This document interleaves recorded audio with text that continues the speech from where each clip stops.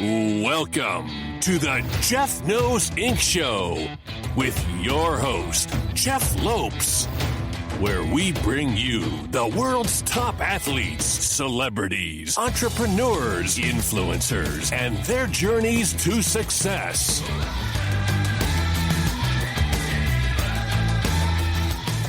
Hey everyone, I got to tell you about a product I've been using lately called Feedback Loop. If you're a project manager, an innovator, or even just a startup guy, whatever it is, like myself, you know it's always a struggle to make your next big idea a big hit. And let's be honest, 85% of new products always fail. And the huge reason why for failure is it's just too hard to validate that product, get a true fit with your customers. And if you're working with old style marketing research, you know it's too slow. Too complicated and way too expensive for a fast-moving teams trying to build something great. But what if I were to tell you you could test all of your products and your product ideas to real targeted consumers whenever you want before you put all that money and time into new development? This is the main reason why startups and 500 Fortune companies use Feedback Loop. They're looking for the feedback from their targeted customers early and as often as possible. Feedback Loop is hands down the best test before you invest product research platform on the market. You get to create your own tests in minutes and get feedback insights within hours of your exact target audience. And if you go now to go.feedbackloop.com/Jeff, you'll get 3 full tests for free. Yes, that's what I'm saying, 3 full tests for free. So if you want your next product to be a hit, make sure you test before you invest and launch with confidence with Feedback Loop. This episode is brought to you by Munk Pack. Munk Pack is a low-sugar, gluten-free, and non-GMO nutrition bar that tastes absolutely delicious. The team at Munk Pack was kind enough to send a massive care package to my house. My wife, my kids, we all live a healthy lifestyle, and we all absolutely love the bars. These bars only contain 1 gram of sugar, making them the absolutely perfect snack. Anyone trying to cut down on their carbs without sacrificing taste, this has to be your number one choice. Munk Pack comes in a variety of flavors. Hands down, my favorite is coconut cocoa chip. Lately, I've been finding myself grabbing one of these healthy bars on the way out for a breakfast alternative, instead of grabbing a bowl of cereal full of tons of sugar. One thing I love about these bars is not only they taste absolutely amazing, but they have that soft, chewy texture. It reminds me almost like a candy bar or even a sugary snack I'd have as a child. So with Munk Pack, you get the best of both worlds. A great tasting snack without the unhealthy high sugar content. Right now, Jeff Knows Inc. listeners get a total discount of 20% off their first purchase of Munk Pack product. All you have to do is visit monkpack.com and use the coupon code JeffKnows at checkout. That's MUNKPACK.com. Pick your product and use that coupon code of Jeff Knows. That's JEFFKNOWS at checkout to save 25% off your first purchase. We're live on the Jeff Knows Inc. podcast. I'm your host, Jeff Lopes. Super excited to have on today, Damien Ryder. What is up, brother? Everything, man. How you going? Thanks for having me on the show. This is going to be fun today. So I just found Damien through social media. Then you start reading one thing after another. You're like, this guy is insanely extreme, the things he does. How old are you, first off? 46. So you're a 78 baby. 77, 76, 76. 75. 75. Okay. I'm 45. So when's your birthday? Coming up soon? Yeah, 24th September. Okay. Very, very, very, very, very cool. So have you always lived in Australia? No, I've kind of lived everywhere, but I mean, Australia's my home for sure, and I've lived most of Australia, like definitely around the East Coast and South Coast of Australia. But, I spent a bit of time over in Asia, spent time in US, in Mexico as well. But, and I was kind of stuck over there for, I guess, the last 3 years, couldn't even really get home, but, just made the most of it, flown between the US and Mexico, Tulum mainly. And, now I'm back home, back on the Gold Coast, on the East Coast of Australia, and loving it. Have things gone back to quote unquote normal there? Because, you guys are very similar to us in Toronto, Canada, man. The lockdowns and everything has been insane. Are things kind of normalized? Yeah, pretty much. For most parts, it was fairly normal. Like, it's a bit different where I live. Like, I live on my street I live on is called Boundary Street. So I'm on I'm on one state, and then across the road is another state. Oh, so wow. Where I live, they had like the full barricade going down the middle of the street. That it was a $4,000 fine just to walk across the road, basically, because you're going to another state and you weren't allowed to come back. So I got back here in November last year, and it was like still up and still everything going on. I was like, this is freaking weird. And people were like, yeah, you can't go over there, man. You can't go across the road and get a coffee and come back. I'm like, I'm walking across the road. Like, you know, I don't see this imaginary border thing going up. And, you know, so that was kind of a little bit weird. But I think, you know, for the most part, like when I was in the US and I was looking back here, it looked super extreme. And then when I was back here looking back in the US, from like social media and everything, I'm going, shit, that seems extreme there. But because I was there, I was like, I was just walking around LA and no one had masks like at the time that I was there, and it seemed to be all pretty cool. But here everyone's like, how could you deal with it there? It was crazy. And then people in the US are like, how can you go back to Australia? It's crazy. It's going on. Like, you know, like unless you live right on the border. It's all about perspective too, right? Pretty much, yeah. I mean, there was some crazy times going on for sure. You know, how much does it really affect your life? You know, it's up to you how much you want it to affect it. Really isn't. Yeah. I mean, over the last 2 years, I mean, our lockdowns, our mandates were pretty severe here. But I just kept exactly what you said, just kept doing what you got to do. They were like, don't visit family. I'm like, I still saw my family. I still saw my parents. You just do what you got to do, right? You just do what you have to do to survive. So Damien, let's talk about you growing up. Like, when did you start playing around or exploring extreme sports and stuff like that? What was your first, I guess, interaction with extreme sports? I guess when I was about 7, picked up a skateboard, and that kind of kicked off everything, really. Sports have always played a massive part of my life from the age of 2. You know, I've just gone into it out of, you know, sort of different circumstances, I guess, and just, you know, became something that I always turned to. And then, you know, picking up a skateboard, that was just, you know, that was a gift, you know, given to me of being able to skate all day and keep out of the house and go and explore everywhere, you know, and that, you know, really gave me that thirst for adventure of how I am in life, you know, and, you know, I guess that's how I started changing laws and rules to kind of guidelines to suit what I want to do, you know, because there were some car parks that, you know, you couldn't go into, but you could at the same time. So it was, you know, luck of the draw if security were going to chase you out or not, sort of thing. So, you know, that's kind of just how we grew up. And it wasn't like we were like rat bags or anything like that trying to cause trouble. But, you know, we're just adventurers, basically. You know, we just go and explore what was going on. And, you know, we'd go and skate a certain place until we were told, you know, we're getting kicked out.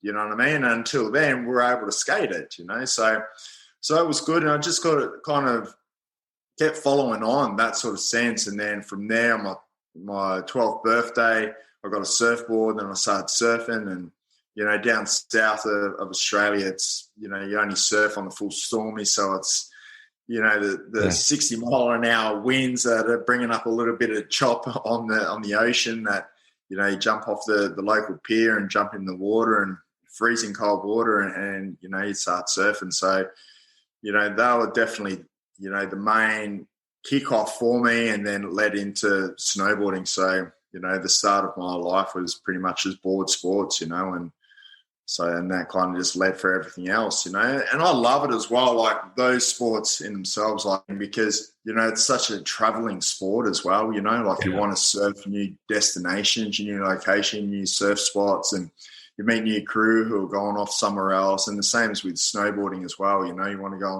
Where'd you do your main snowboarding?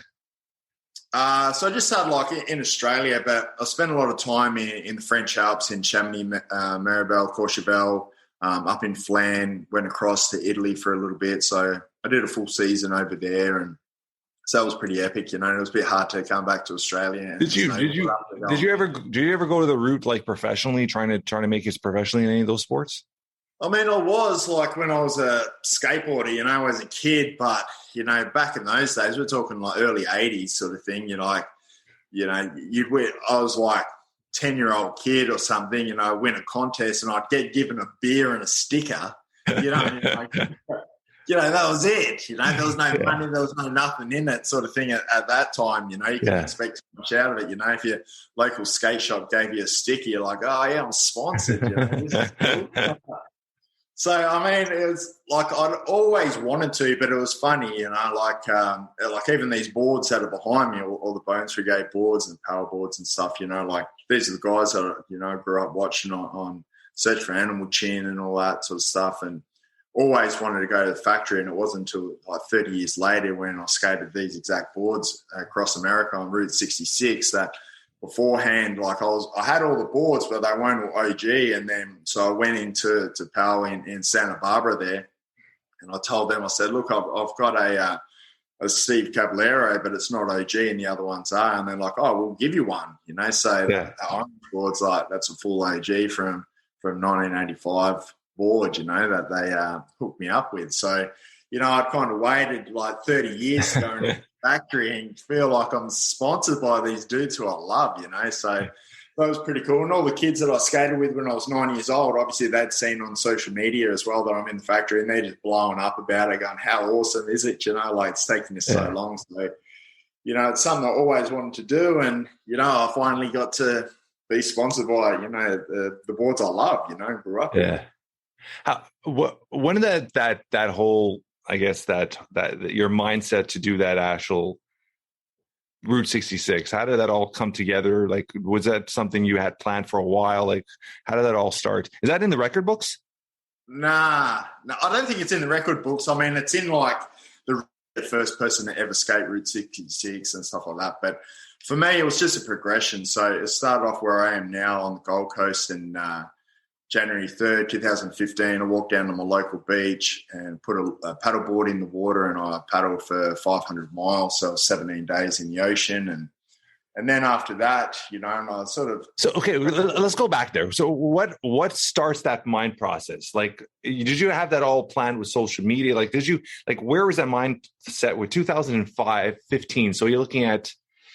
So social media was already pretty, it wasn't crazy it is now, but it was starting to get a little up there. Like, was there a pre-plan to build your brand? Like, what was the mindset when you did that? Was it just personal? Like,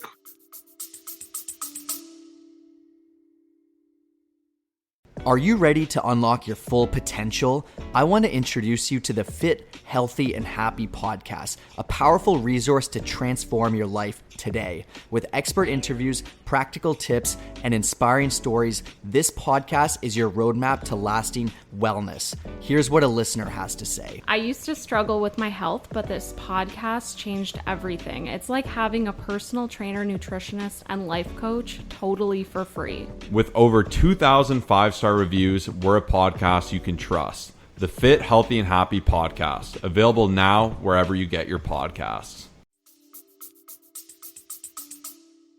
Yeah, I mean, it was kind of 50-50, you know, like personal for me and to share with other people as well. Like, I went through a lot of child abuse and stuff as a kid, and, you know, I spent a lot of time going up and down trying to work it out, and you know, suffered PTSD and everything from it, and, you know, tried to take my life a few times because I was stuck in this like demon headspace and couldn't really get out of it. Even though I was, you know, still doing essentially what I wanted to do in life, I was just having these spirals out of control, and kind of just got to a point where I just went, hey, look, you know, it's time for me to stop listening to all these people of how I should be healing myself, and let's just go back to doing it my way, you know, like, so, you know, I went back, had a successful business at the time, and I pretty much just dropped everything, and I said, right, I'm just going to go back to who I am. You know, I'm a natural athlete, and this is what I'm going to do. And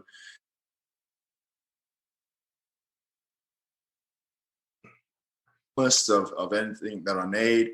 Sold my car, you know, if I need to get anywhere, I just run. Like, I just trained my ass off and just become the strongest version of myself that I could. And I set myself this challenge to, walk down the local beach, which is just across the road here, and plonk the board in the water and start paddling, you know. And it was something that no one else had ever done before of that distance. No one ever done it, at least like solo and unsupported as well. I mean, okay, the water's there. Are they not shark infested?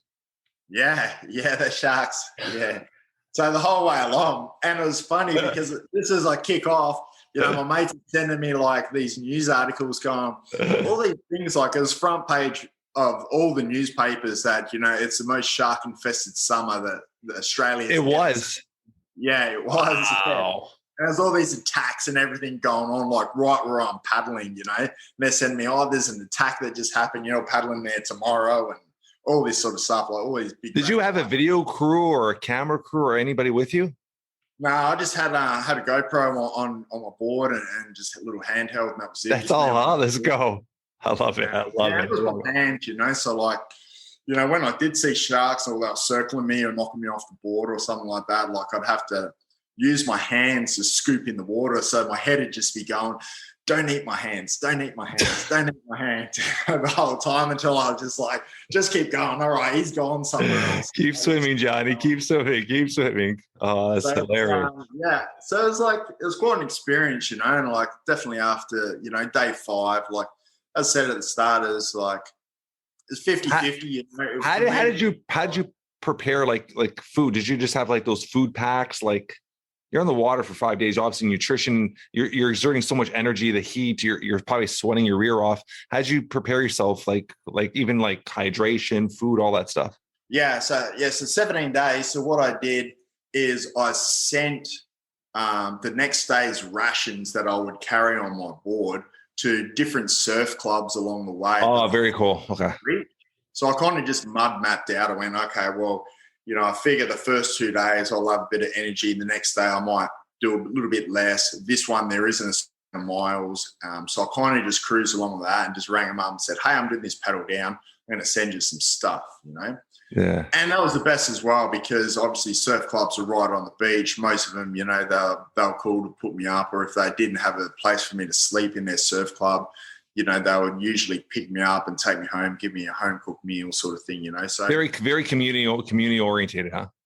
Yeah. So, it was super cool. And they're really like supportive of it, and it was, I was super grateful with that. So that's just how I went along, and what started off as, something that I could tell people, hey, jump in the water, go for a swim, go for a surf. The ocean's healing. It's cool, and raise a bit of awareness about child abuse. But after like day 4, it flipped around, I was still doing the same thing, but I realized it just became so much bigger than me and so much bigger than the event itself. The people that were starting to live vicariously through this challenge that I was doing and sharing with people on social media when I got in at night or before I was about to take off, I was like, holy shit, this is cool. And it wasn't something like I never do any of my events to raise my profile or get numbers or likes or anything like that. I kind of just do what I do. And, I was on a different purpose. And especially after day 5,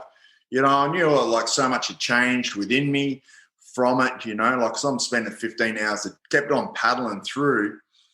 And I started to learn more and more each day until I got down to my destination. My life just completely changed. I thought, I can't go back to my normal life. This is what I do now. But how do I bottle what just happened to me in the ocean? How do I share this? But at the same time, I didn't want to just come out and say, hey, all this cool shit's just happened to me. Yeah. And let me tell you all about it.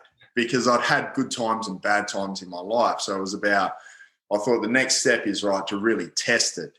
So I did this challenge around Thailand that was either going to be something absolutely incredible or it was going to break me.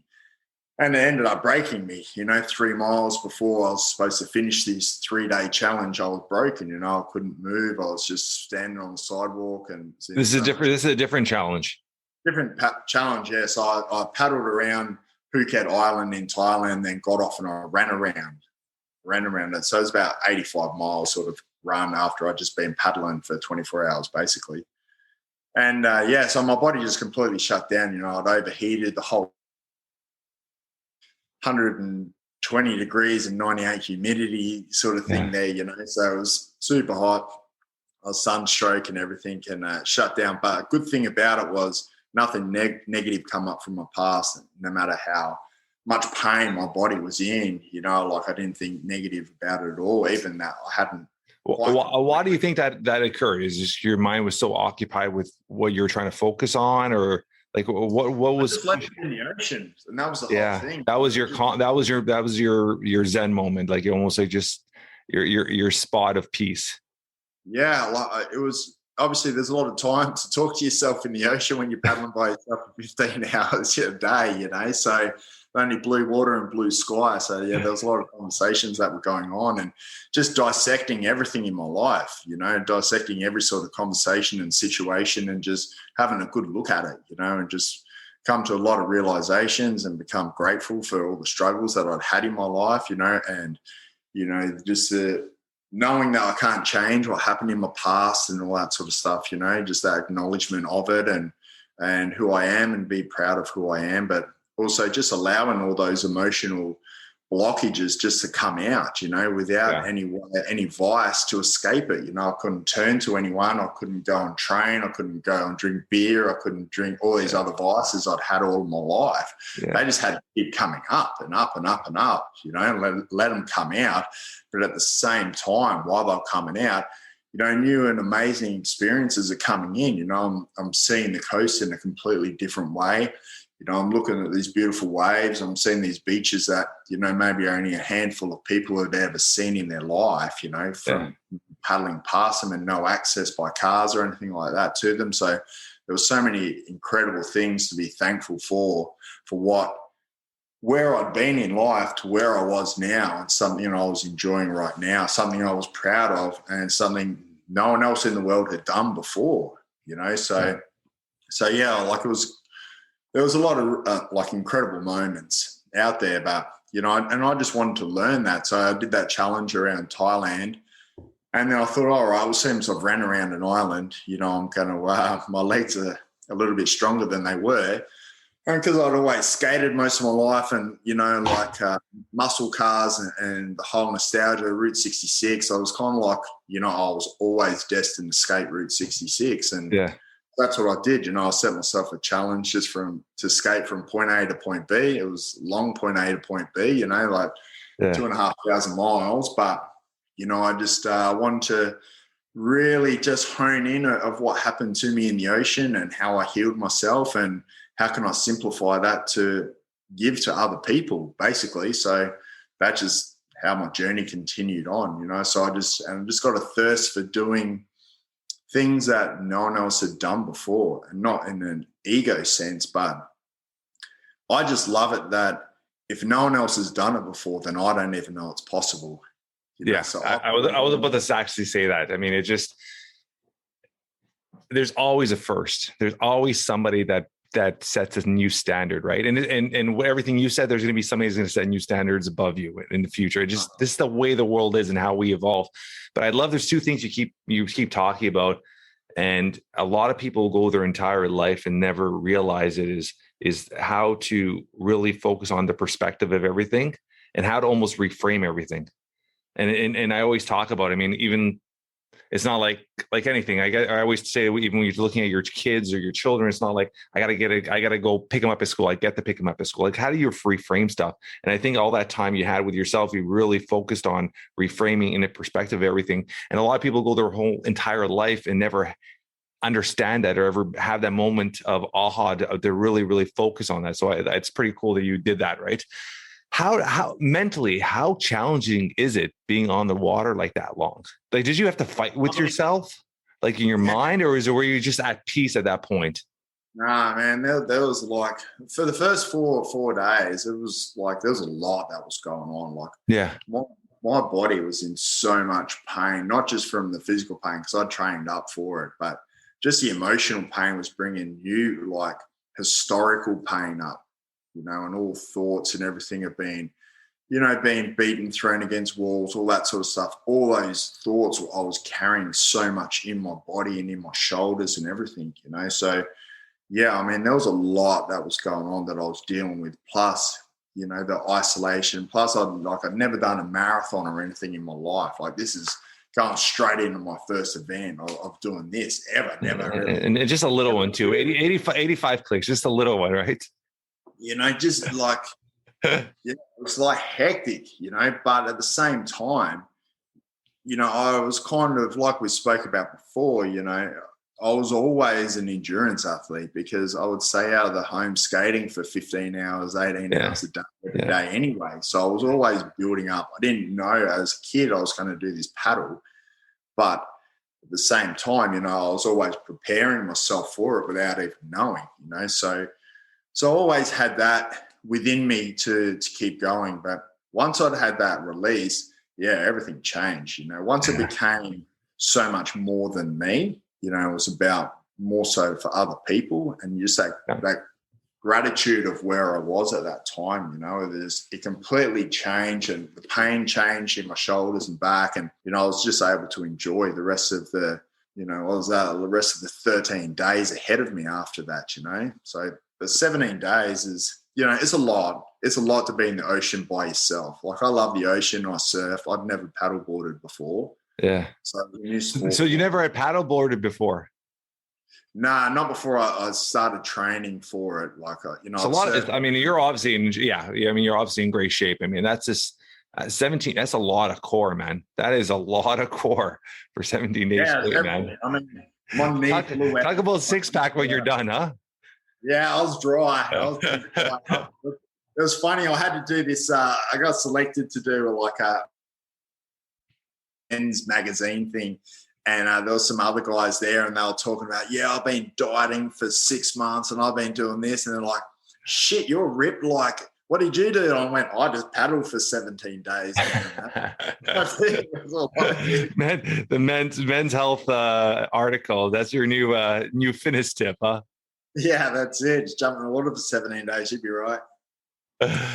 So so everything just progressed from there. I just got a thirst for wanting to learn more and just finding more answers, to different questions that I had and other people had, and really. Could I dive into something quickly? Like, you're obviously you brought it up a few times. I'm assuming the abuse at home was with your father when you grew up. My mother's partner. Okay. When did that? How long did that progress for? Then when did you kind of push away from that, or were able to escape that? Like, at what age? From the age of 6 to about 10. It was. So it's good 4 years of that, huh? Yeah, good 3.5, 4 years. Yeah. It's pretty solid.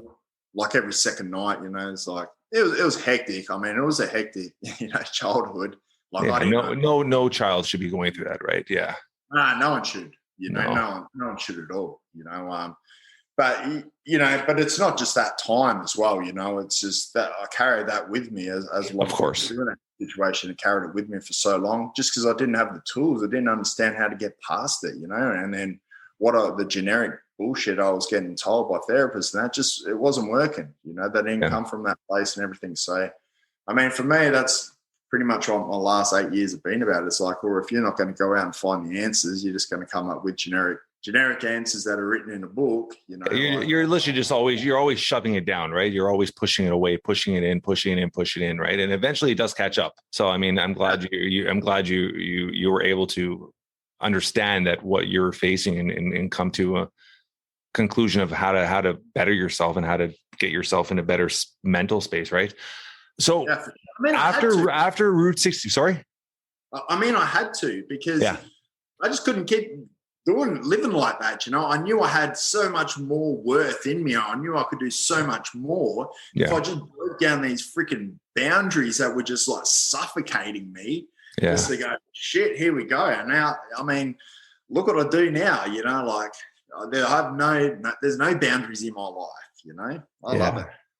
So after Route 66, where did, and that I'm assuming got a lot of attention just because the area and what you did and all that stuff. Was it more attention? You said, was it more attention through the skate community, or was it more like where did you get a lot of your following or focus on Route 66? So I wanted to do Route 66 on skateboard for a few reasons, but for the main part, it was just so I could start connecting with the youth.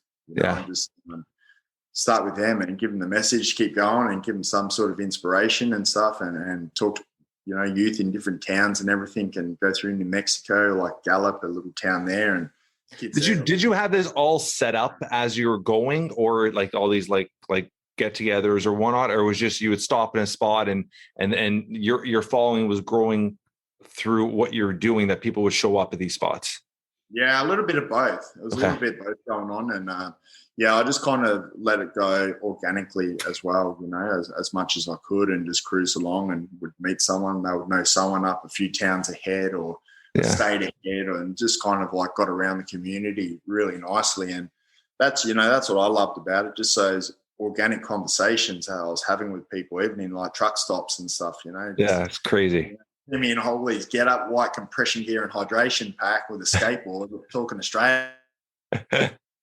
Must be going somewhere. What are you doing? Have a conversation, sit there for about 2 hours just talking to some random, about it all. So, yeah, I mean, that's what I loved about the whole thing. That's pretty amazing. That was 56 days. That was on the board. That long, huh? Yeah. 56 days. Did you, through the process, have you ever, and obviously you have a mission on everything you're doing, obviously to spread the word and help as many people as you can. Did you ever have, like I said, you got sponsored with your boards, but did you ever get financial sponsoring throughout this to help you through this? I got enough to allow me to do it, but It's not like, the life-changing, money to do it or anything like that.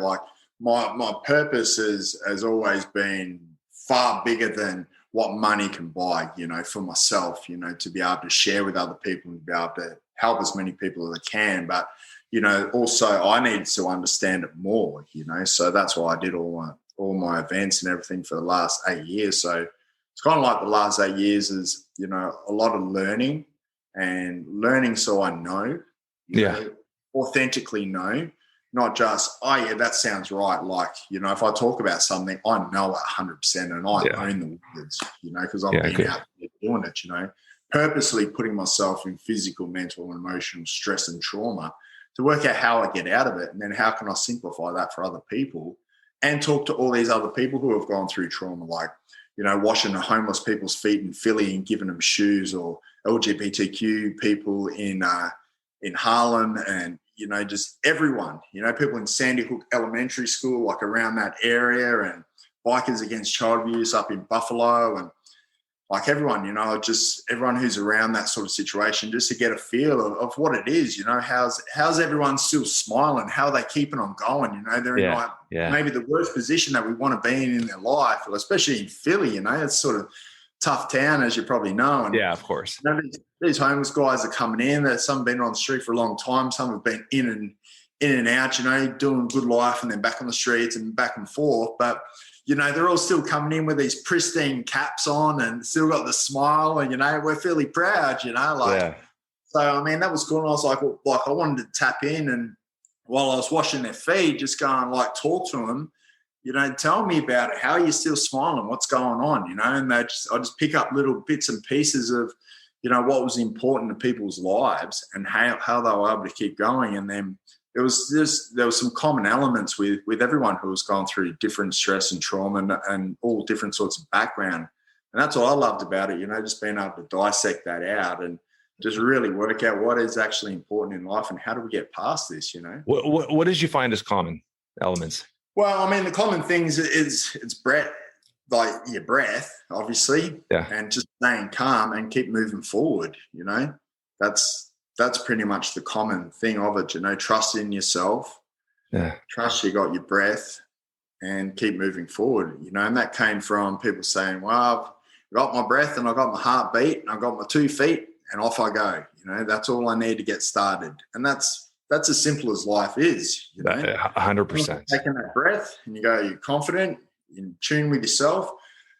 It's just that first step forward, and everything starts with one breath. Everything starts with one step to get to wherever you want to go, Yeah. So what was the next, what was next after Route 66? So I thought I would come back to Australia, and I did a couple of things, and I ran a marathon, so a full marathon. I carried a mattress on my shoulder for the whole thing, like a 37-pound mattress with a how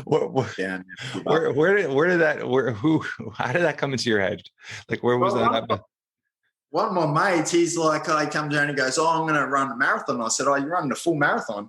He goes, I'm only doing a half. I said, why wouldn't you just do a full? And he goes, you do a full. And it was in like 10 days time. And I'm not a marathon runner. And I went, all right, well, I'll just run a full marathon then. And I thought, and I said, what's the most awkward thing to carry besides life? And we're like, a mattress. A mattress is the worst thing to carry. Whenever you're moving house, it's so awkward. They're just the worst. All right. I'm going to run this marathon. I'll carry a mattress and I'll put this message on the side.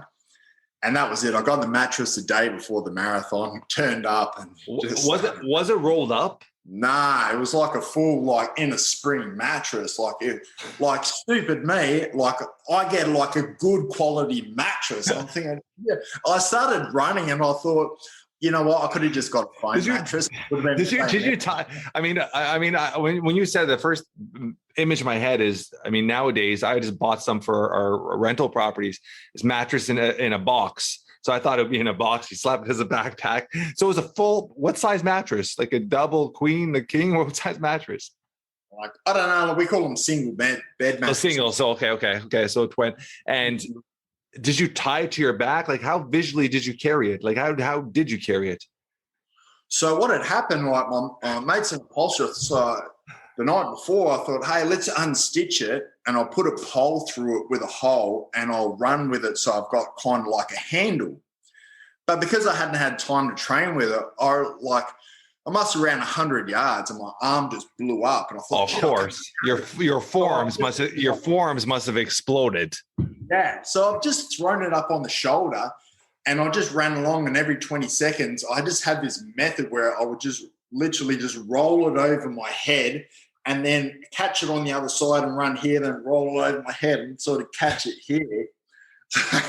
It was the worst, man. Like, no one should do that. It was, well, like, out of all my events, that was the freaking worst because, like, I can run okay, but I'm a midfoot striker and I've got this like 37-pound weight that's flopping around like this on my shoulder. So I'm running flat-footed. So I'm pulling hammies and calves. Like, after the first 10 Ks, I'm pulling hammies and calves, like, just in like serious pain going on, but kept on going, you know.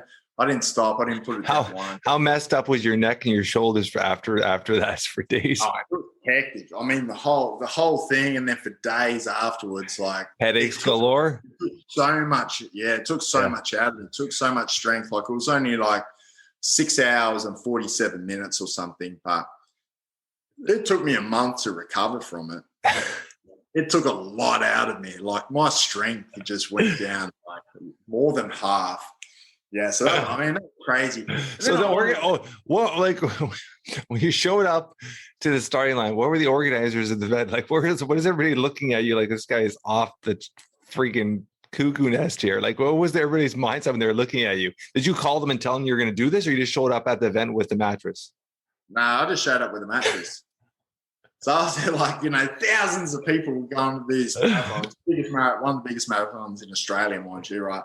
30,000, 40,000 people there. So these are big events. Big event, yeah. Huge event. And they're like, you better go to the back a little bit. Like, Friday. So, yeah, I mean, it just got started. It was funny. Like, everyone just started yelling out, the mattress man's coming, you know?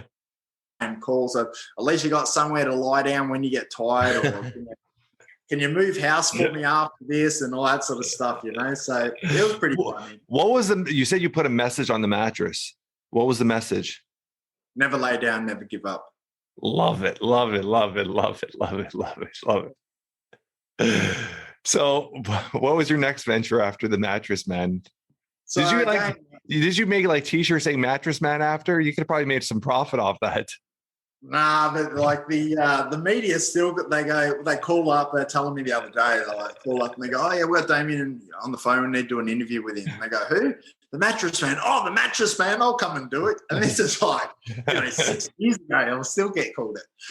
But then after that, I wanted to involve the community a little bit more. So organise, like, pushing a pickup truck, a 3-ton pickup truck for 20 miles. And again, we start off with a few people and pushing down the main highway. And where I live on the Gold Coast, is kind of like one main road. So we're blocking traffic and everything like along the way. And there's a couple of hills and bridges that we need to go over. But that was cool because people were like jumping out of cars. Randoms were hearing it on the radio, jumping out of cars, helping push for like a quarter mile or a mile, or some just stay to the end. They're like, oh, well, what about your car? Don't worry about the car. I want to help push you. Are you like, Do you have a videography team at this point, like recording this stuff?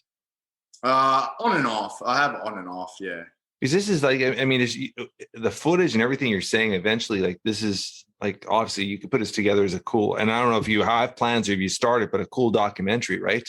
I mean, I'm just looking at Netflix. I'm looking at something you can sell to Netflix, right? Yeah, I mean, I've got two out, one for the paddle. It's called Heart of the Sea, and that was picked up by National Geographic globally. Oh, so very cool. Still gets pumped out. It's on Amazon Prime. And then the other one's called Rise Above, and that's on Amazon Prime as well at the moment. So they got and pumped around, and so they're cool. The first one's better than the second one, just how it's produced and everything. But I mean, they're cool. And now, I just bits and pieces along the way. It kind of gets hard. Like I had a crew with me on the skate, and I ended up having to tell them to leave and go back to Australia before I'd finished. Like, we're a couple of days out of the Mojave Desert, and I knew it was going to be tough. That was 55 degrees. That's my temperature, and so it's 125, 127 degrees. I was going to start skating across there, and they were like convinced I was going to die going across, and they were so negative. Like even like a month leading up to it, they're just like, "It's impossible. You're going to die. We don't want to see you die. This is crazy. You can't do it. Going to overheat." I'm like, "You're in an RV with air conditioning. You'll be right." I'm the one that's you just drive to wherever we need to, and I'll get there. Yeah. And I was like convinced I was going to die, and I knew it was going to be tough. So, I had to make a call, and we're making a film along the way, and I had to make the call and lose my film and just say, "Look, I've got to continue on this alone because you're too negative." I was going to say that drains you out. That so drains you too.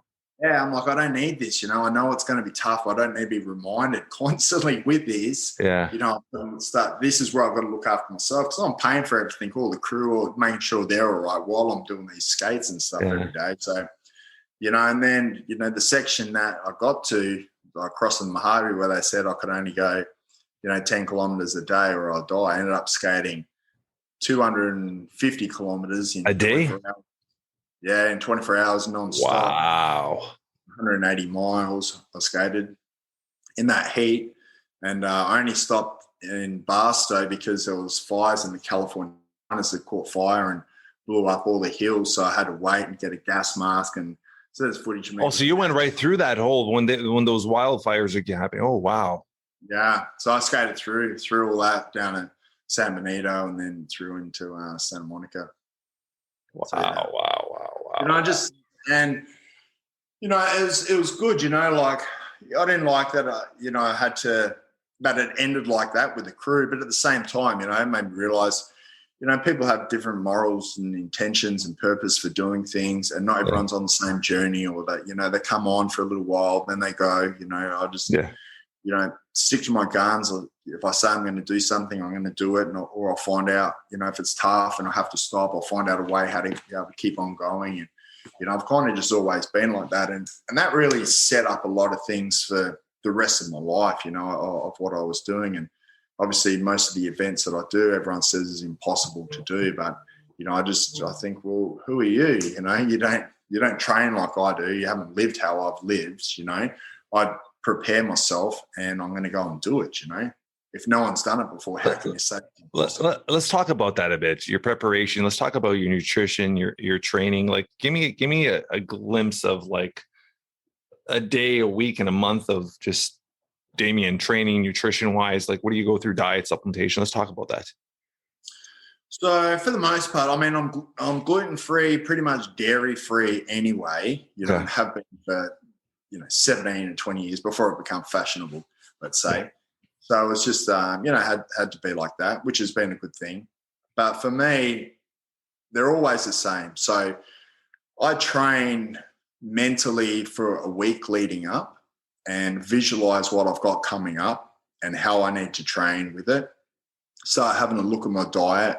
Well, let's not say diet. Let's, how I'm eating, Yeah, lifestyle, start fueling up a little bit more, start dropping away some people, a little bit less contact and everything. And everyone's in tune with me now.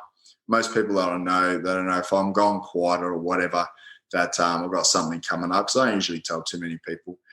And then I just start training, so that moment is already, my whole training session's already mapped out for me before I even pick up a weight. I use that week just to prepare myself and get in that focus zone for it, knowing that, I'll be fairly isolated from people, and I do a strength, like build up my strength as much as I can and just eat the house down with everything to get as strong and as big as I can.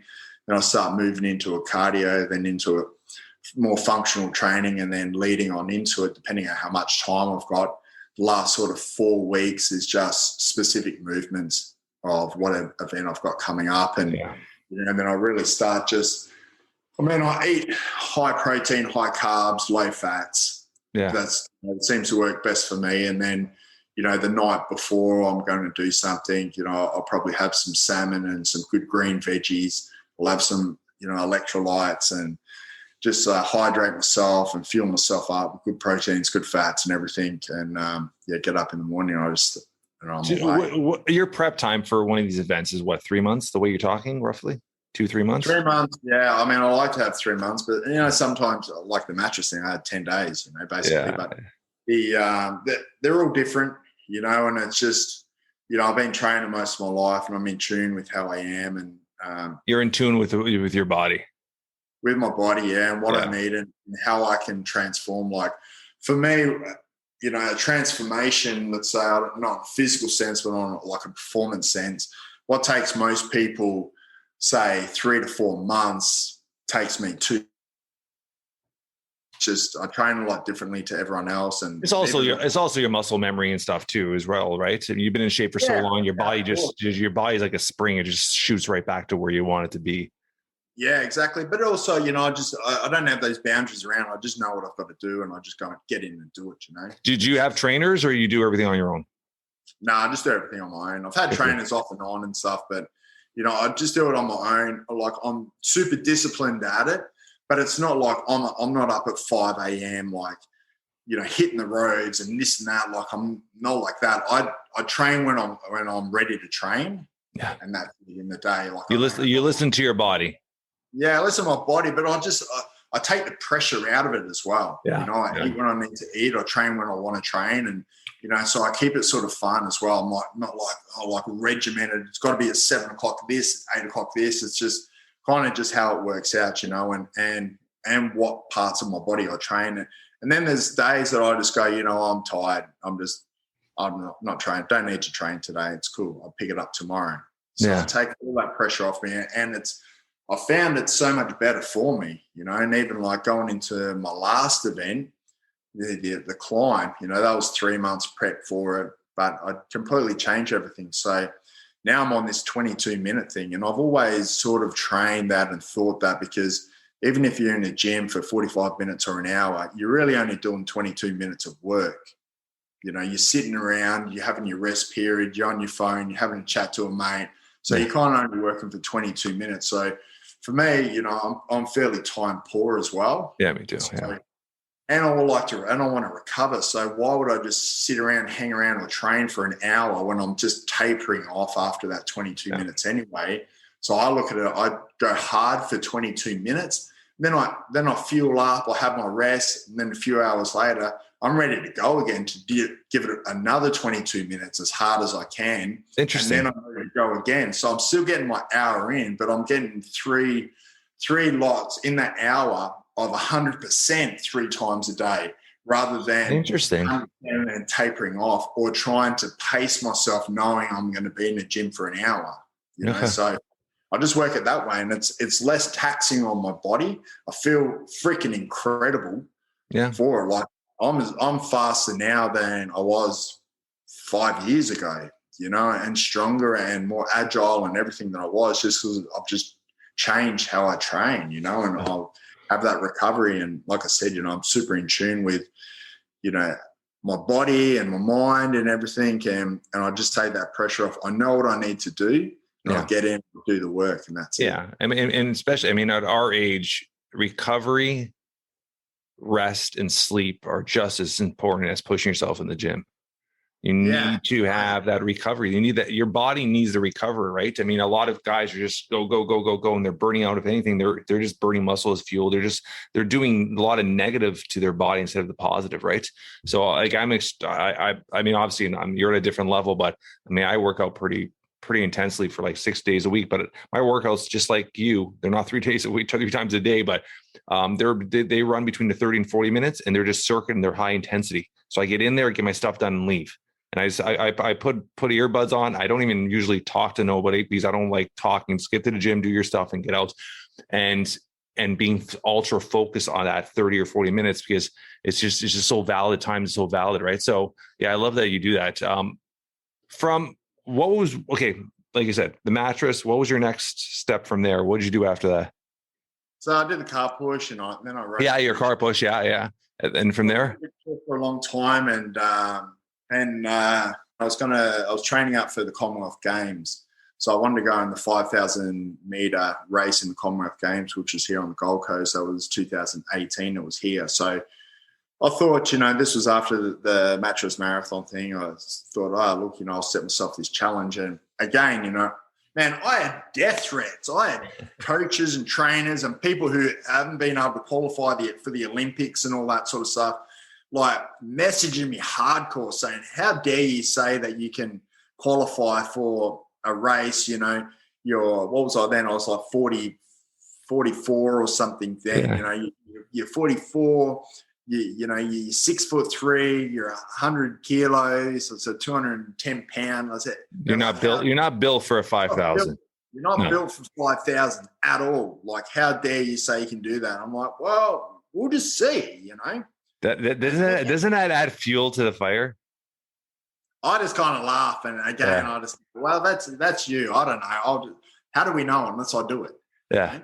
So again, I just train, and I train a bit different than everyone, and it was like I had 8 months to get up to a 13:35 qualifying time was, and 4 months later I ran a 13:35 qualifying time for it. So how did you drop some weight? Like, how did you change? Did you change anything physically? No, you didn't, huh? Really. And how did your knees handle it? They were great. Like, I was seriously, huh? Yeah. Yeah, like I just. That's a lot, man. That's a lot, because you are, like I said, I'm 6'2", like 195, so like roughly little under you weight wise. That's a lot of wear and tear running that long on those knees weight wise. Because you think of a 5,000, you're looking at 100. I'm talking pounds, so you're looking at probably like a 50, 60 kilo guy, right? That usually runs that. Yeah, little whippet. Yeah. So you were fine with that, huh? Interesting. Yeah, like I had a running coach for that one. He came in. She wasn't really a coach, but she'd been in the Olympics, and she gave me some little tips and stuff. I was like, I'm not just going to do this alone. Like, tell me, some tips. I'll go and do all the work, but just give me a little hand. And she's like, 5,000, it's rough. They're hip and shoulder and everyone each, and they're chatting and they're like, they're not going to be able to do that to you because they're going to try. I thought that's cool. But for me as well, like, I've always been quite fast, like on a short distance, like a 5K, 10K. I've been quite fast. And really, I got quick on a 10 kilometer because I just didn't like running, but I knew I wanted to do it. So I ran for distance. So I just thought, all right, well, if I run it quicker, then it's over and done with quicker. That just made sense to me, and it made me run faster. Yeah. I don't like doing this, so let's just run as fast as I can and get it fucking over and done with. Yeah. So that's kind of how it went. My legs just stride out. Like, most people take those little steps, but my legs stride out, and that's how I train. They're like, you can't run like a short distance, middle distance, long distance like that. I'm like, but if I train like that, then I can. So I'm taking. It's so crazy how everybody mentally puts restrictions on what people in the past have done. They don't have that mindset of just, fuck, it's crazy. Yeah, of change. Change. And looking at, and what we were talking about at the start, it's just a different perception of what it is. Look at Usain Bolt. They're like, no, you're too big. You can't. Look at him. Yeah. Look what he's done. Look at Danny Way, airing the Great Wall of China on a freaking skateboard. How many people would have said, you can't do that, mate? No one's going to let you do that in China. Oh, yeah. I'll just go and do it, of all places. Well, he's just, that's cool. That'd be something I want to do, Yeah. So yeah, that's kind of what happened. So you qualified, and did you actually compete? Nah. So what happened? I was running a wellness retreat, like a hotel at the time.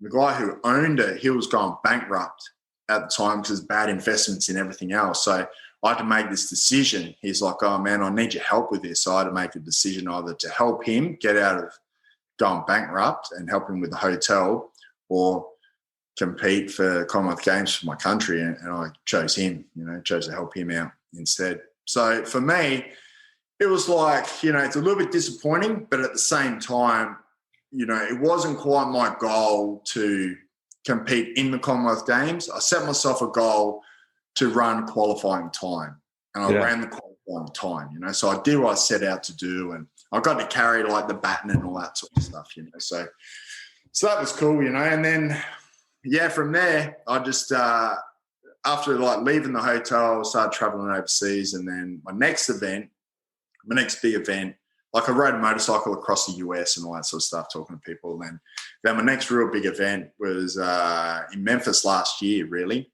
And someone said to me, we're writing like a TV series, and one of the producers said, hey, look, if you could do anything crazy, anything at all, no restrictions, what would it be? And I thought, oh, shit, I remember being a kid going in a hot air balloon and looking up thinking, how cool would it be? I was going to bring that up right now.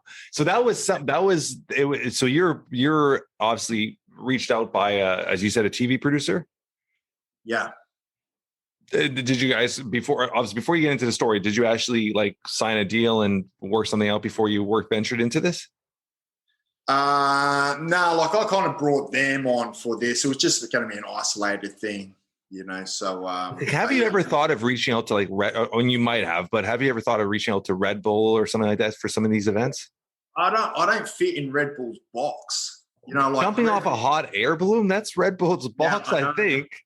Yeah, for sure. But Red Bull, at least in Australia, like Red Bull in the US is changing. They got like the Legends division now, so the older crew is still doing cool stuff. But in Australia, it's very like we're very behind with that. So unless you do one sport, they don't want to know about it. But I go from all these. Red Bull sponsored. I mean, I'm trying to think of just I can't remember the name. His name is Armstrong, the guy that went to like outer space and jumped off. And I mean, they've sponsored some, I think they even, was it Red Bull did the David Blaine with the red balloons? He kind of floated up in the air. Did you hear that? Yeah. I think it was Red Bull that sponsored that. They've sponsored a lot of just like jumping off in hot air balloon. They do a lot of that stuff, right? And they put a lot of money behind it. Yeah. In the US, just not here in Australia. Yeah. Australia, unless you're just a skateboarder, just a BMX rider, just a surfer. Yeah. Kind of like, we don't know where you're going to fit in this, Yeah. It's a bit different now. Like different conversations are starting to happen now because I've done so many and I keep on doing them as well, Yeah. High extreme things. But, I mean, so the balloon thing came about and, it was for a cause again. And I just thought, hey, look, it'd be cool to do this and just jump off the top of this balloon, hot air balloon, But so I thought, oh, shit, I better learn. If I'm going to jump off, I better learn to skydive because I'd never skydived before then either. So I'm like, so I picked this event even before I can do half of it, So out to Arizona, I went to Skydive Arizona and got my license, my A license and my B license. How long of a process was that? 3-4 weeks, I'm assuming? Yeah, like I was there for a couple of weeks and then I went back to Memphis for a little bit and then went back out there for another couple of weeks and finished up. But I mean, that was an interesting process as well, jumping out of the plane for the first time and just like, my mind playing tricks with me, thinking I was panicking just because I was up at, 14. No, you probably were panicking. I'm scared of heights. So I don't know. That's one thing I'm pretty adventurous. But that's one thing I don't think I'll ever do. And I've had so many friends ask me to do it with them. And it's like, I don't find the need to jump out of a plane. I like my life right now. Yeah, I mean, that's what I love about it. Like it's just, I was talking to someone today about it and they're like, I'm like, I'm not a hellman or a daredevil or adrenaline junkie. And they're like, I think jumping out of a plane would be a bit of adrenaline junkie. I was like, not really. I just like a different experience in life, like we walk around on the ground all day. What was your first experience when you did it? Like, what was your first feelings when you landed? Like, how did you feel? Or in your air? Like, what was running through your mind the first time you did it? The first one was hectic. So they like you to do like a tandem jump the day before you do it. So you get used to being strapped in the air, Yeah. and, you know, the heightened senses and everything going on, you know. But I hadn't, you know, I had done a tandem, but it was like 20 years beforehand, right? Okay. So this is like, you know, I first jumped solo. There's like a guy on either side. Yeah. But yeah, my mind was playing tricks on me because we got up to 14,000. I'm shallow breathing, I'm sweating, I'm thinking, fuck, what's going on? Like I've gone into panic, and I was like, holy shit. And then all this like big rush of things, like all the noise from the plane and the air, and I was like, holy shit. And dude's like, you're right, yeah, I'm out.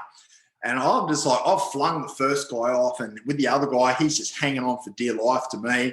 And we're having this like James Bond jiu-jitsu fight in the air. It was like, I was out of control, like this cat just flipping everywhere, just thinking.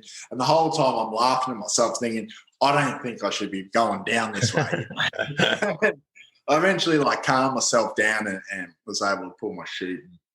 Like, so it was quite freaky, but it took like a couple of times, and I come back down. I was like, I was thinking, why am I panicking? This should be fun for me. You know, I do crazy shit. This should be fun.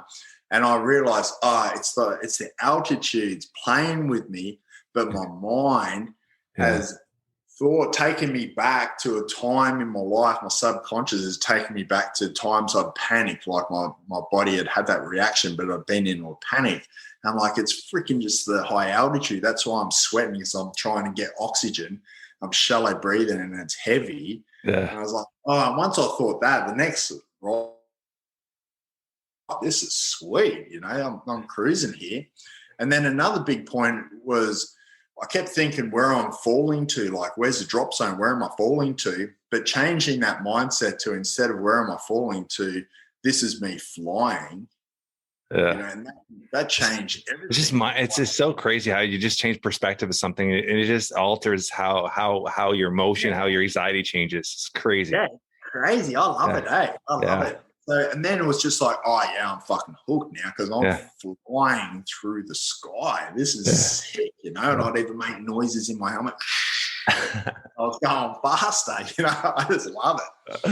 But and then come to the event, and you know, and just but on that, how much media was around that day of the event? Because obviously now you've built a name for what you do. Yeah.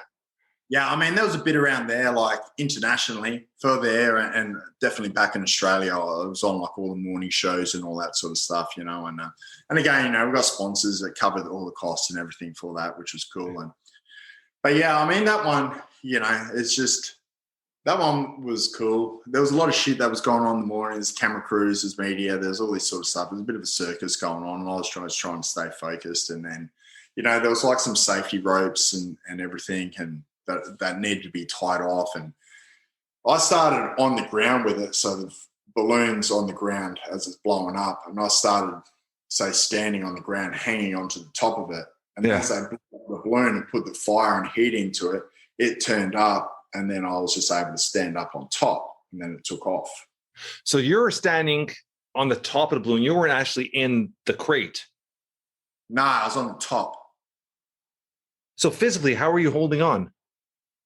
I was just standing there on a platform. So I'd made a platform. So you made a platform. Okay. I was going to say, that's pretty unstable. Okay. Yeah, mate. So you're just balancing yourself. Were you holding on? Nah, like I had a rope, but I would just stand up there. I mean, they're quite big. Yeah. Heat on me, and you know, and then up I went. You know. And how high did it get before you jumped? 7,500. Nice distance. Yeah, so it was cool, you know, and like we were trying to go a little bit higher, but the balloon overheated. But like once the balloon took off, you know, sun's rising, so we were right on sunrise, and I just sat down and just. I was going to say that must have been gorgeous, huh? Oh, it's incredible, like, and such a rush of like gratitude across me, you know, like knowing that, you know, someone else had jumped off a balloon about a month before me in Ukraine. He was a little bit lower, but, you know, no one that I know of ever, or can't Google, has ever, you know, sat and watched the sunrise on top of a hot air balloon. Yeah. cruising That's up. awesome. That's pretty awesome. You know, just the gratitude of it, like, and such in that moment. I didn't care about the circus that was on the ground or what was coming ahead of me jumping off. It was just like such in that moment, you know. And you've been an entrepreneur, you know, we're like, you'd be the same as me. We're always sort of forward moving and looking ahead, you know, and striving for our goals. It's very rare that we're like, bang, you know, we have those moments of like, this is it, you know, nothing else at all matters around at all. No business, no nothing matters is right now, you know. And it could be short time for a long time. I got to enjoy that moment for about 15 minutes. I'm going to jump in there. It's so crazy you're saying that. I mean, at the end of every podcast, I've been a guest on 100 plus podcasts, but I've also recorded, I think you're 180 something. And at the end of every podcast, our exit, I always say, keep moving forward. So I love that you said that, because I've been saying that for how long?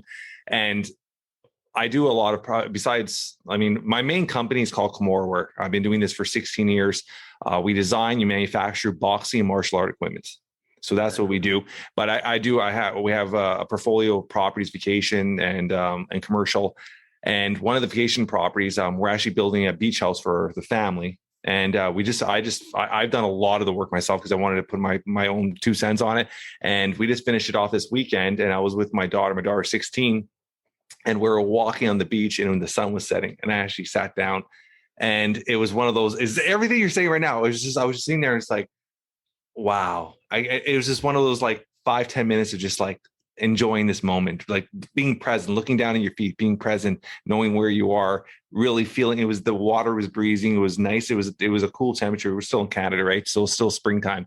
And it was just one of those aha, just like, wow, let me just take this all in moments. What you were saying that on the sunset, it was the exact same thing. It was the sunset. I was just sitting on a log, just looking at the water, the water was just right there. And just it was literally, the sky was all pink, and sun was just coming down perfectly. Yeah, and you know, there's the moments that we cherish, and it's 100%. It's why we push so hard, so we can have those moments as well. That's awesome, you know. So and then so the balloon kept on going up, and there was a biplane that was going around, and you had like a cameraman in it filming and stuff, and then we were trying to go up a little bit higher, but the balloon guy just started saying, "You got to go. The balloon's overheating. You know, you've got to jump now." So So I started like crawling across. I got up to the edge of the envelope of the balloon and then just started running. And it was funny because I didn't know how I was going to come off. You know, I thought I'd just slide off the things. They're pretty slippery. I thought I wasn't wondering. I was going to say, when you started running, you didn't slip or fall. Yeah, like I didn't know if I was going to have flipped off or whatever. But I started running down. I'm running down in the groove part of it. Yeah. I'm running down, and I was thinking to myself, why am I still running? Like, what's happening? And I was looking, I'm like, how can I see the guys in the basket? And I was like, I'm fucking getting off this thing. So I jumped off. But there's a photo. I've got a photo of it. And I'm running vertically like 3 stories down, like running straight down this balloon. I've got no idea how I'm running vertical. That's like That's Mission Impossible Tom Cruise shit there.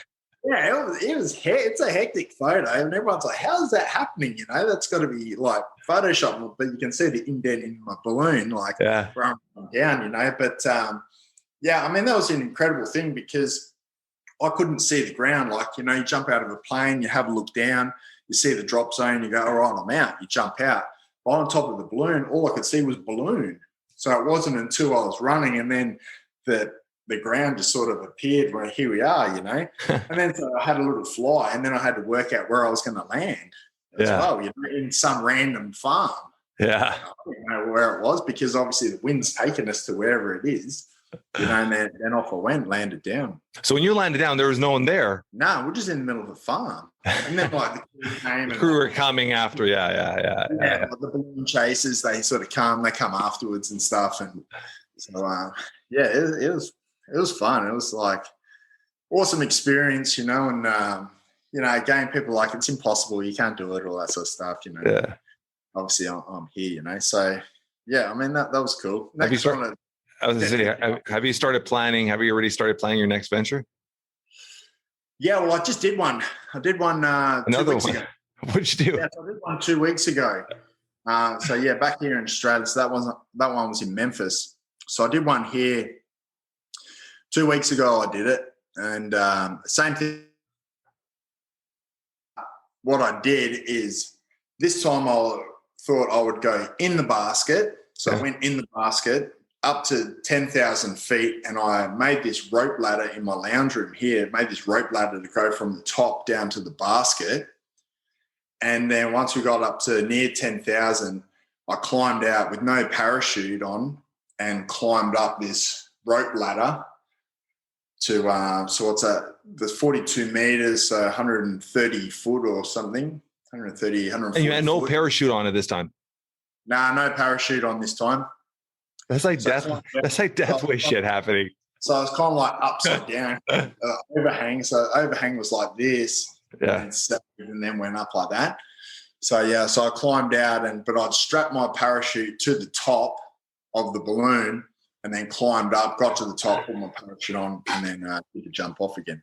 Well, I kind of just slid off. I just like crazy slide off that one. Top of that. So when you get to the top, how I mean, is the wind calm at that point? Like you're really, I mean, you have to really. Nature has a huge part in all this, right?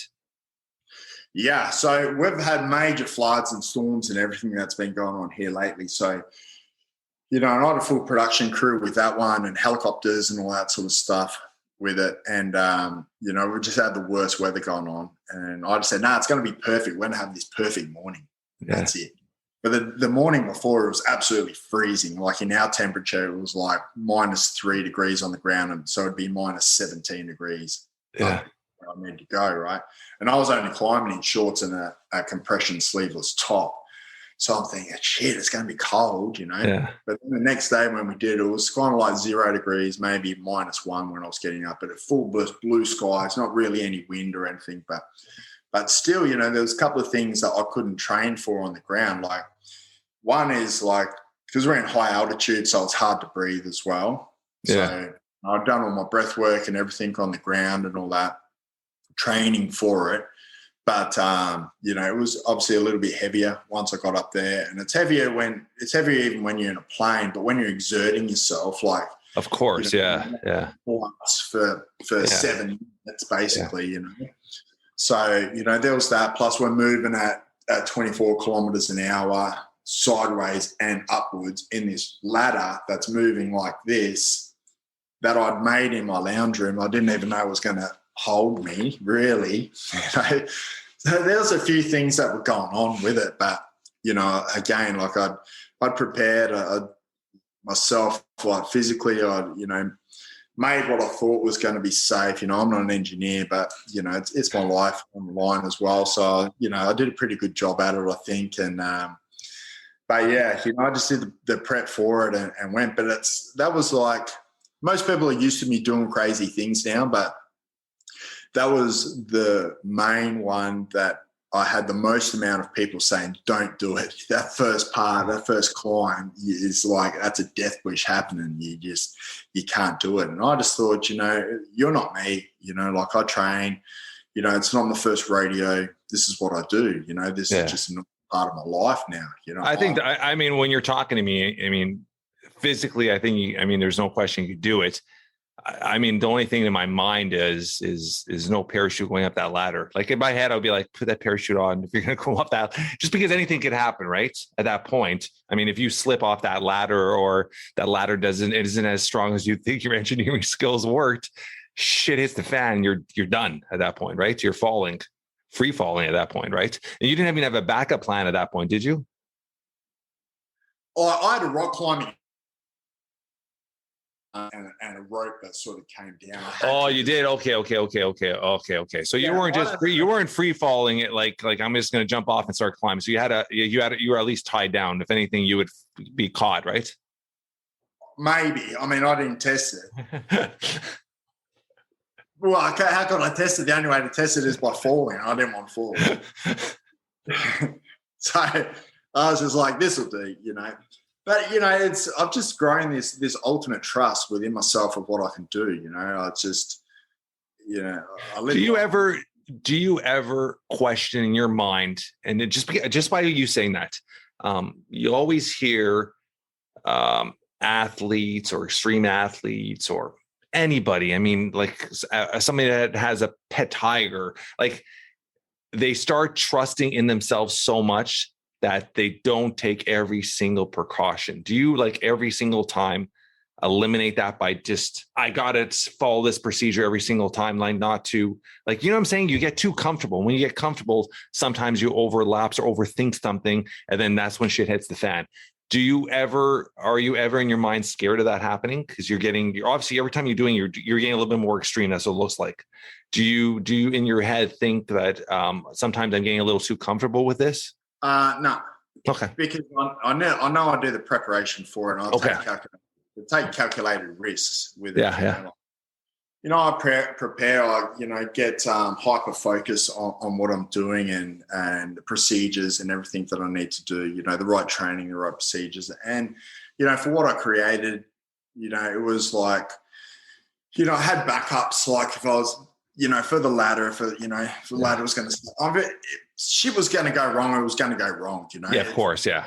It's like, we're all going to fucking die at some time. I just don't think about that too much. I just think about the cool things. So people say, what happens if you go up and the rope ladder breaks and you fall down, you die? And I'm like, well, I won't really know anyway if that happens. But how about when I get to the top? That's what I think about. So that's what my mind works. Yeah. This is like, everyone's saying it's impossible. My mind goes, all right, how do I make this happen? How do I make this successful? I don't, I'm not on a death wish or anything like that. No. It's just, this is just me living it. And, I'm doing the climb just thinking, why isn't everyone doing this? This is cool. And everybody doesn't have a set of balls like you do, buddy. I was just calm with the whole thing, just beforehand. And like I said, it was like, it was something that I couldn't really train. There were so many elements I couldn't train for. So to step out for that first time and grab that ladder and, get rocked back like from here to quickly like this, and then I had to climb this way. So not even climbing properly, my feet had to go over. I was going to say your feet were being used. Yeah. Climb like, sort of making the hands up and changing as I went. But I was so focused and so in tune with it that, the low air pressure and the low oxygen just didn't interfere with me at all. Like I even got halfway and I started singing this song and I was just thinking, shit, how am I so calm? Like this is, I should awesome. be freaking out. I kind of had a little look down and stuff, and I was just like, oh, this is cool. Just keep climbing, one rung after another, and just went on this pace and one rung after another and climb. And so I got to like the equator part of it, so where I was vertical, and I didn't want to celebrate too early, but I was just like, all right, okay, that's like I'm in a good zone now. That's 100 foot of me climbing out of an overhang. That's a lot. There's a lot, yeah. So 4.5 minutes of overhang climbing. Yeah. And then I could go up. And then I was like, okay, I've got it here. So then I just sort of sat there for about 5 seconds, had a little look down, and then just started my climb up again, and cruise up to the top. But then once I got to the top, I was like, obviously, all the lactic acid and everything starts kicking in, the adrenaline's coming off, I was like realizing I'm like giving out a roar, like I made it. Guys in the basket are yelling, and my mouth's all dry. It's like, because I'm straining the whole time. I try. Yeah, of course, yeah. Whole body. It's not like again, like I'm 210 pounds trying to do this. I'm not like a little wire rock climber, I'm not even a rock climber.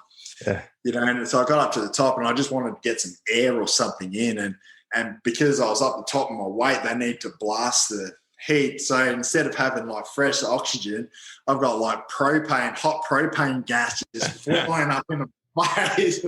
I'm up there going, don't chuck up on us, I'm just like, oh God. So, but again, I got to sit there for a little bit and just sort of chill out and just enjoy that moment as well. And I could hear the guys in the basket were like super pumped about it too. And, to be a part of that as well, and the helicopters coming around. Oh, so this is an incredible experience, right, for everybody involved. So Do you have like a little booklet and you're just writing down ideas, or like do you have almost like a bucket list of things that you still like you're looking at your next ventures kind of do? Yeah, for sure. I mean, for me to do that last event, most people look at that as like the pinnacle in their life. If they did that event, fucking that's it. Yeah. That's just you're just scratching the surface, huh? Yeah, like I'm just getting started, like I had 8 years of warming up, and now I'm just starting to get into it. Had a little warm up with the first jump, and now I'm into it, I'm talking to you, and I feel like after this I got to go to the gym or something. I feel like I'm getting pumped up here. Like it's I've got events that I want to do already that are already set out. I'm talking about TV series and stuff like that. I really want to get back into the ocean as well, so sort of created like another sort of series around that also. With the ocean is so extreme because just there's so many other elements with obviously the sea life in there that you have zero control over. That's what makes it so edgy. The ocean, right? When you talk about sharks or talking about it's pretty crazy.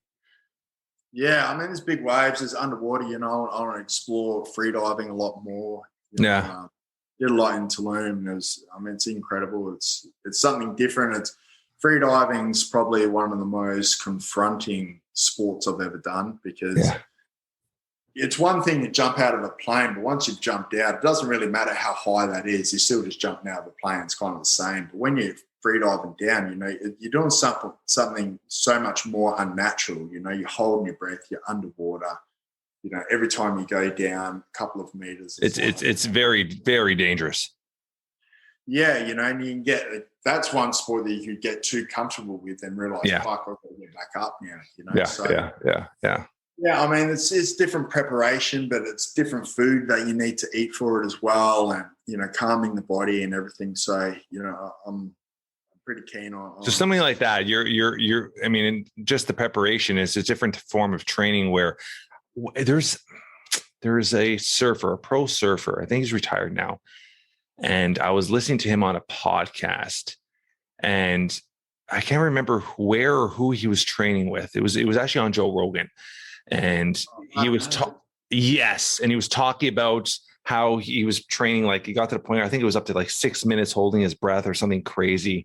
And the preparation for that and how he had to train for that and stuff like that. Because as a surfer, sometimes he would go under so long which is insane. You think about that when you the average person, you hold your breath for 30 seconds, you're passing out, right? You're talking about 6 minutes or whatever it was. I might be over exaggerating, but it was a crazy number that he was able to hold his breath, right? Yeah. And it's exactly what you said. It's just calming your heart down. It's being able to control your body. Anybody can do it. It's just training yourself to control yourself, right? Yeah, controlling yourself. And we all have that urge. And then even like my training, everyone does it. You get that. Yeah. You're trying to get that air, but to normalize that don't need to take a breath, but yeah. But that's just normal. It's to other people, like, as soon as that happens once, they're like, oh, fuck, breathing out. But you get to a place that you're underwater and your body's like having these little contractions, but you're like, oh, this is cool. Yeah, I'll keep going down now, Yeah. So, it's incredible. But I love it because it's so still and it's so quiet. Oh, it's just anybody that's ever done it just says it's just one of the most incredible experiences, but it's also one of the most beautiful things you'll ever see. Yeah, for sure. And I learned in Tulum, Mexico, in the Sunu days there, and it's a whole just different world under the water there. It's just absolutely their diving is incredible there. Amazing, all the caves and everything that you're seeing. But I just love that stillness, when you get down to the bottom to the ball and you just sort of sit there and just have that moment, just looking around and go, this is fucking epic. Like, start cruising up again. So I want to explore that. I've always wanted to surf like an 80-foot wave, so I want to do that as well. And that kind of tie in from one to another. The breath holds, as you're saying, for the hold downs and everything. So, but just to have that energy of the ocean underneath you, I think would be something incredible. Like I've surf waves are probably only 10, 12 foot, nothing like that, So to have that movement underneath you, I think would be. You think about that 80-foot wave. That's like that's a massive high rise. It's just crazy. The power of that could crush you. Crush you, yeah. Yeah. I don't know how people survive. Like It's survive. just crazy. Crazy. Yeah. But, And the suction too, like you said, it's 80 foot. The pressure of that slamming you down, but then it just sucks you under and holds you under. Like so.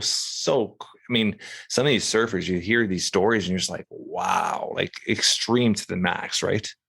Yeah, I mean that is to the max, I think, because it's moving. It's constantly moving underneath you. Yeah. And the pressure, like your body cannot hold it, right? It's you're playing into Mother Nature's hand. Yeah, all sorts of stuff goes on with it. So yeah, it's definitely something I want to explore for a long time, and so that'll be the next sort of progression for me. And then I've just got some other ones. I want a wingsuit and all that, so I'm working up to that. And there's a lot of different events that are coming up, but they'll all be on this same caliber of this last event for sure. They're all going to be up there, and it's just because this is my new normal now. That's yeah. I love it. Yeah, it's just you're setting standards, right? I mean, it's I mean, you're obviously physically in incredible shape, but I mean, Mother Time is obviously not on your side, our side. We're roughly the same age, so you just want to keep pushing and pushing as far as you can, as long as you can, right? While I can. Yeah. I mean, in your reality, in your shape, you could, as long as you, and knock on wood, injury wise, you don't get injured. I mean, you could probably push it for a long, long time, right? I mean, it might be different levels, but it matters how, like, it just shows how a person taking care of themselves, like that, what is possible. I mean, you've spent time in the US. Like, I mean, Canada is a little better, but when you go into the US, I mean, the amount of obesity and diabetes and people not taking care of themselves. I mean, this should be something just for people to aspire. Like I'm in decent shape. I've been working out. I'm 45. I've been working out since I was 16. I love working out, and I'm listening. And I was saying, like, I feel like going to the gym and getting inspired by listening to you. Right. So, I mean, that should be something for people to look at you and have, I mean, not goals like you, but I mean, have in their mind that anything is possible, and taking care of themselves should be the first step, right? Yeah, exactly. I mean, and that's why I do like a lot of what I do, because, I don't ask people to go to the extremes that I go to with my sports, but if I can do that, buying a pair of runners and going for a walk around the block isn't bad. No. It makes excuses out of people's lives of, what's my excuse? This guy's fucking climbing up and jumping off hot air balloons or skateboarding across countries. Like, what the hell? No, I just go for a walk around the block or just get started, So, I mean, that's what I love about it. People have been following this journey for, from the last 8 years, ever since the paddle, still messaging, commenting, and tell me about, their little success stories. Some have took it on straight away with me. Others, it's took them 5 years, and now they're just sort of getting started, because they realize, shit, this guy's he doesn't stop. He keeps on going from one to another, so, I've got to fucking get started, and they know they can't talk excuses to me as well, because I just get started, that's kind of what it's all about, really. So, look, I'm excited I just get excited about life, and I just love that, I've been able to break down so many boundaries. I've just able to go and do these things, and and I'm grateful that my body is in such good shape still. There was like a couple of years ago where I was thinking, oh shit, like I had this like bad hip going on. I was thinking, fuck, I've probably only got a couple more years left in me. But coming back to Australia, I walk maybe 3 to 5 Ks every morning out in the sun, getting the fresh air, eating healthy again. My body's come back to feeling absolutely incredible now. Like my training session, my running time, and everything. It's so incredible. The sun and salt water. It's having these natural elements to heal you is incredible. Yeah, and just being happy with myself, who I am. It's just that goes a long way too. Yeah, you mentally, yeah, the energy, like my work performance, my physical performance, everything's just lifted up, like, and I sounds like I'm like you, like I'm such a high achiever in everything that I do, and I really want to push myself to get the most out of it that I can. You know, I'm different businesses and different projects going all on at the same time while doing this intensive training and building productions and doing all this stuff around it, you know. So, and that, you know, I write books and everything, publish books and all that sort of stuff all at the same time. And people are just like, how the fuck can you do all this? I'm like, well, it's because that's what I want to do. Like, it's not a chore. I don't get stressed out. You don't think about it. You just do it. Just do it. Yeah, that's the same thing. Get it done, Same. I'm like, I run three corporations. I deal with 9 properties. I'm extremely present father. Like, I'm with my kids 24/7. I have 3 books. I run the podcast. I'm on a ton of events. I'm always doing something. Like I said, I started in November. I brought a beach house to Studs, and I went up there 2 days a week, and I built a whole house by myself. I learned how to build a house, and I built a whole house by myself. And we video docked it, so we're doing a before and after YouTube video on it. So we have a whole team that's putting that together now. But it's just I don't think of it. I just do it, and I enjoy it, because the minute, like, if I'm even on a Saturday, like jumping on the couch and chilling for like 10 minutes, I'm like, okay, I go stir crazy. I got to be able to pick up and do something, and it's just the way it is, right? So even yesterday, like I said, we spent the weekend at the beach house, but I was there all working all weekend. I drove back for 2.5 hours. I got home and I was bored. This is yesterday. I got bored. I went out to cut the grass. I put my son's basketball net, and then we went for an hour walk. Like, you just got to keep moving. So I love everything you're doing, man. I'm so happy we met, because this has been a great conversation. I love everything you're doing, man. Thanks, man. Yeah, and it's incredible. Like, and what you're doing as well, and you know, you've been just inspiring so many people. Like, even what you just said there, with people go, I've got fucking so much going on. I'm so tired. Like, mate, you got nothing going on, really. You could like load yourself up with so many more cool things in the day. Yeah. Like you said, you just go and do it. You don't think about, you know, you could go, oh, I've got to do that drive, and then I've got to find a hammer, and I've got to learn how to build. But you go, nah, this is the shit that I need to do. This is the goal I want. Hey, I'm just going to go and do it. Yeah. You find ways. You find ways to do everything. There's difference with people. There's people that find excuses and people that find ways. Yeah. You just got to figure out which lane you want to be into. Yeah, and like we keep talking about, you know, it's just that different perspective and just changing that narrative. It's the same goals. You're still going on doing the same things, but it's just how you look at it. Yeah. You know, it's how people look at things are a little bit different, you know. So, and knowing that you've got to do the work. If you want to get something done, you got to freaking do it yourself. Yeah. You know? Okay, buddy. This has been awesome. I think we've been an hour and a half. We probably could go on forever. I'm gonna want to have you back, because I'm sure there's a ton of things you're going to be doing in the near future. So I'm going to be watching you closely, keep in contact with you, and help promote everything you're doing. And as you're doing events, we can have you on and help it promote it as well. And if you're ever in Canada, Toronto, Canada, I'd love to hook up and meet up with you and all that stuff. Where can our audience find you? Where can our audience get to follow you and all that stuff like that?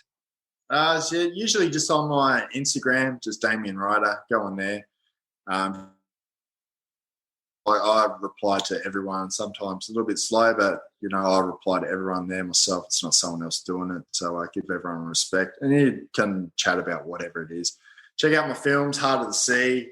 I'm gonna check them out. I'm gonna actually check them out. I didn't even know you had both of them out, so I'm gonna check them out on Amazon Prime. And I'll promote all these things. I'll put on our show notes and help push and promote for you as well. And I'll put all the links to your books and all that stuff like that. Awesome. Sounds good, man. This has been awesome, Brian. Thank you. Thanks, my man. Ow. That's a wrap for today. I want to thank our guest, Damien, for taking time as busy schedules to be a guest on the Jeff Knows Inc. podcast. If you guys enjoyed it, like all weeks, tell your friends, tell your family, trying to spread the word, trying to build something special here. Leave a review. 5 stars will be absolutely amazing. Myself, my team love spending time listening to reviews. Until next week, guys, keep moving forward.